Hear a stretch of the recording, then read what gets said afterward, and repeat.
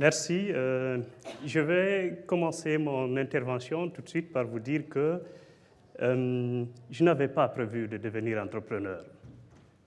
Je n'avais pas choisi, je n'avais pas décidé, ce n'était pas organisé. Je suis devenu entrepreneur simplement parce que j'ai voulu aider les autres. C'est en voulant emmener les jeunes à créer leur propre emploi que moi-même je me suis retrouvé à créer mon propre emploi. Alors, la vie nous enseigne des choses. Mon parcours entrepreneurial m'a appris beaucoup de choses. Ma conviction aujourd'hui est que la meilleure manière de se servir soi-même est de servir le monde. La meilleure manière de s'aider soi-même est d'aider les autres. Et c'est pour ça, c'est en voulant aider les autres que moi-même, je suis arrivé à créer mon propre emploi. Ce n'est pas parce que je n'avais pas essayé à un moment donné. Ce n'est pas aussi parce que je n'avais pas pensé. Simplement parce que j'avais peur. J'avais peur de me lancer, de faire le premier pas. Parce que quelque part, j'ai compris aussi que quand tu connais, plus tu connais la chose, plus tu as peur de l'affronter. Moi, j'ai passé toute ma carrière professionnelle à accompagner des jeunes, à les former. Je suis formateur depuis 2007. J'ai formé des jeunes, j'ai été à la tête d'un fonds de financement de plusieurs milliards où j'ai financé des projets de jeunes de Conakry jusqu'à Zérékoré. Je connais ce métier, j'ai travaillé sur des questions de mentorat. Je conseille, j'encourage à entreprendre. Mais moi, j'avais peur. Parce que simplement, je mettais ma motivation sur des calculs financiers. Je me disais, est-ce que j'allais rentabiliser? Je me posais la question, est-ce que j'allais trouver le financement? Parce que je sais combien de fois c'est difficile. Est-ce que je peux trouver le client plus tard? Est-ce que? Et donc, j'avais peur parce que je n'avais pas toutes les réponses tout de suite. Moi, j'avais un emploi. Je travaillais. Donc, je me disais, bon, je ne prends pas le risque en attendant. Et donc, à force de poser ces questions, je me dis, je vais le ramener à plus tard. Alors, qu'est-ce qui se passe? Un jour, c'était le 27, au mois de septembre 2017, j'ai eu un sentiment de ras-le-bol. Parce que simplement, les informations à cette date-là, tout ce qui se passait, c'était autour de l'immigration irrégulière. Tout ce qu'on disait, tout ce qu'on voyait dans le quartier et partout, c'était des jeunes qui sont morts dans la mer ou dans le désert. Et bon, ça, quand j'ai vu ça, à un moment donné, je me suis dit, mais qu'est-ce qui se passe? Moi, je ne peux pas rester sans rien faire. Parce que quand on est en face de ces informations, de ces images, on a deux manières de lire l'information. Soit on se dit que c'est l'État qui n'a pas fait son rôle, c'est la corruption, c'est la malgouvernance, donc on cherche à accuser, on cherche à indexer quelqu'un. Moi, j'ai une autre manière de lire les informations. Quand je vois ça, je me dis, qu'est-ce que je peux faire pour participer, pour contribuer? Et ça, je vous dis, ça a été la meilleure question que je me suis posée toute ma vie. Parce qu'elle a changé toute ma carrière.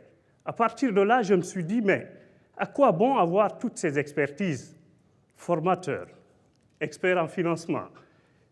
Tout ça, si tu ne peux rien apporter pour aider ces jeunes. C'est à ce moment que je me suis décidé, alors, il faut faire quelque chose. Et j'ai lancé le concept « Ose ton emploi ». C'était juste une initiative citoyenne, juste pour participer à ma manière.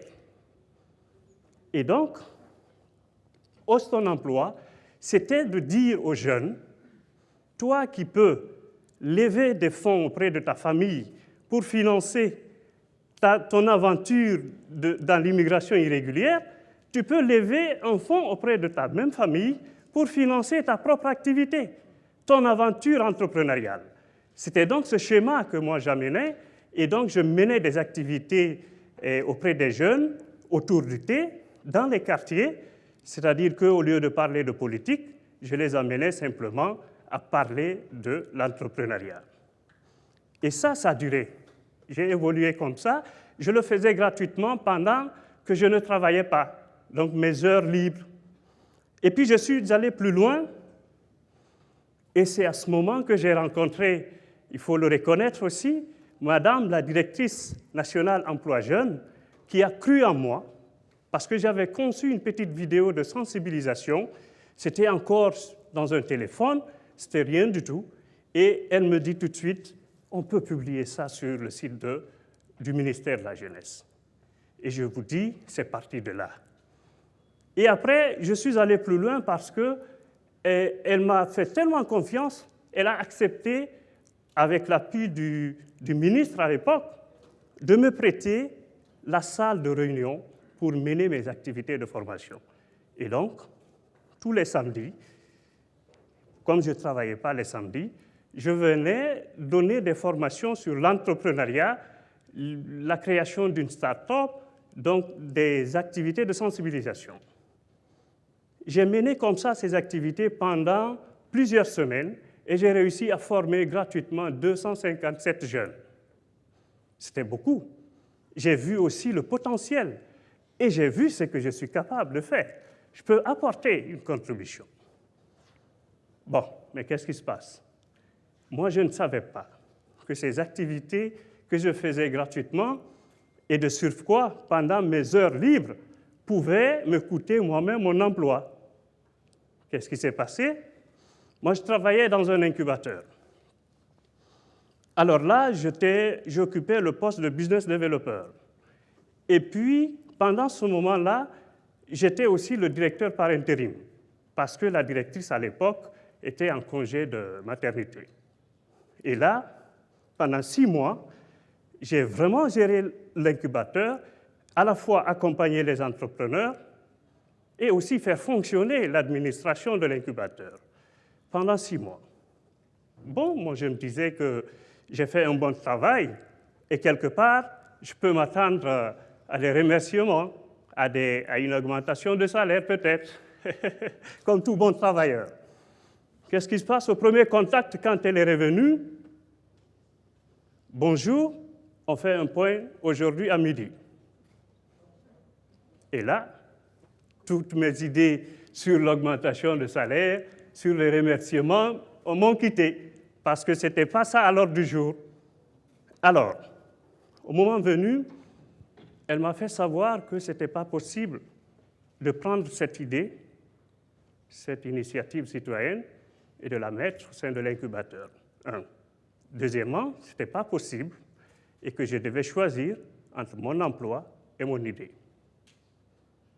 Mais là, encore une fois, c'était inattendu.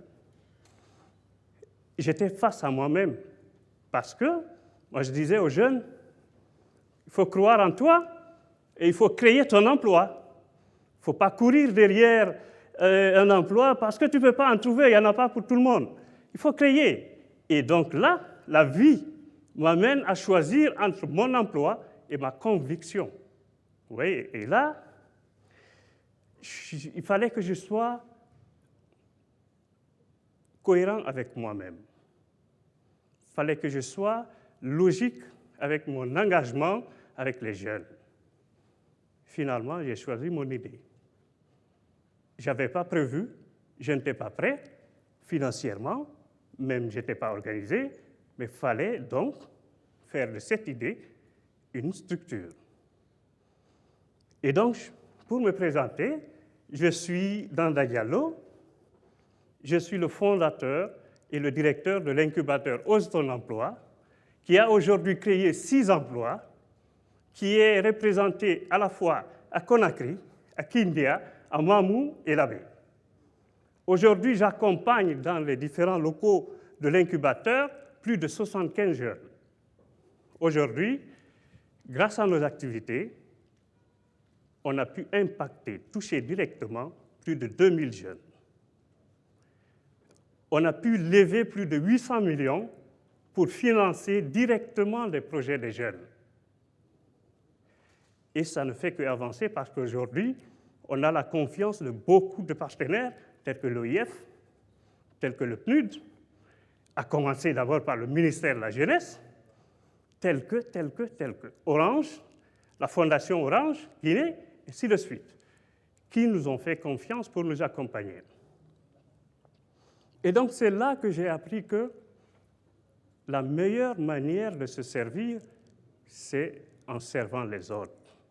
Moi, j'ai compris ça et c'est ça ma conviction. Aujourd'hui, je veux servir le monde. Ma mission, c'est de servir. C'est donc d'accompagner et c'est aider les jeunes. Et c'est partant de ça que, puisque l'histoire encore nous interpelle à nouveau, c'est devenu ma mission.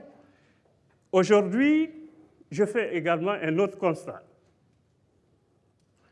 Quand je regarde les mêmes entrepreneurs qu'on est en train d'accompagner, pour ne pas qu'ils partent mourir en mer, ces mêmes entrepreneurs sont en train de tout perdre ici aujourd'hui parce que quelque part, il y a une destruction de leurs exploitations quelque part. Celui qui tue ton entreprise est en train de te tuer quelque part. Ces jeunes qui sont dans le secteur agricole, ces jeunes que nous accompagnons tous, ces jeunes que nous encourageons tous les jours, et l'État même en premier, parce que le gouvernement a pris comme initiative le développement de l'agriculture, le développement de l'entrepreneuriat jeune. Mais il se trouve que ces mêmes jeunes qu'on a encouragés sont en train de perdre leur exploitation quelque part, parce que c'est brûlé. J'avais amené une photo, je ne sais pas s'il me suit, pour faire sortir ça. Ils sont en train de perdre. Ça se passe aujourd'hui. Moi, en face de ces informations, comment je les lis, je me dis, qu'est-ce que je peux faire? Voilà ma réaction, et c'est pour ça que j'ai aussi lancé le concept « Protégeons nos récoltes ». Parce que ces récoltes, c'est à la fois les fruits des exploitations de ces jeunes, c'est à la fois les emplois créés, c'est à la fois les revenus partagés, donc c'est à la fois pour les communautés et pour les jeunes.